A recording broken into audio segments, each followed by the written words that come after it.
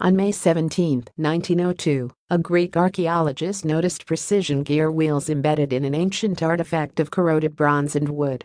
The device would come to be known as the Antikythera mechanism, the oldest known complex scientific instrument. Discovered in 1900 on the wreck of an ancient Roman merchant vessel near the island of Antikythera, the 2,000-year-old device was designed to calculate astronomical positions, predict eclipses, and calculate the timing of the ancient Olympics.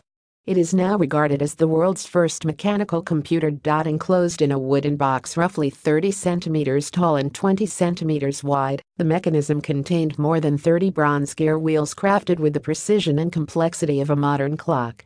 Because of its condition, the mechanism wasn't investigated until 1951, when English physicist Eric J. de Sala Price began studying it with X-rays. Price used the mechanism fragments to develop a model incorporating the ancient metonic cycle of the sun and moon, which was key to understanding the device. Recent use of 3D X-ray and photography techniques have allowed researchers to see the gears in layers and study the fragments in greater detail to learn more about the mechanism's purpose and origin. The mechanism could be from as early as 140 BC and is technically more complex than any known device for at least a millennium afterward.